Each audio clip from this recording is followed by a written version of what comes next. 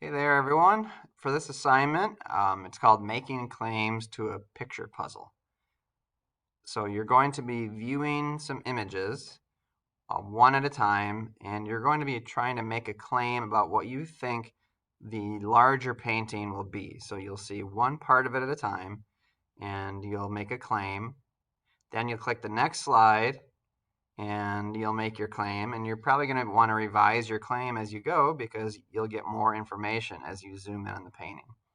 So it says right here, look at the PowerPoint below. The slides are going to show you a series of images. Each image will show you more of the final larger image. In the forms box below, consider only the image that is on that slide. Make one claim about what you think the final larger image will be about. Do not skip through the slides. Okay, resist that urge. Only look at it one slide at a time. So look at a slide, analyze what you see, then make a claim. Again, you're making a claim about what you think the larger painting will be. After you write your claim, then you can look at the next slide and make your next claim. So for instance, this is the first image you will see. You will take a look at this and be like, I think this is going to be a painting because a man is sad because his cat ran away. That's not what it is, but that's a claim that you could make based on this. Clearly, this person is sad, and it could very well be that his cat ran away. It's not. And then on the forms, for slide 1, you'd make your claim. So, for instance, I would say he is sad because his kitty cat ran away. Again, I don't want to see anyone say that his kitty cat ran away. And then after that, then you can click to the next slide, which I won't because I don't want to ruin it. You'll click on slide 2. You'll go down here to your forms.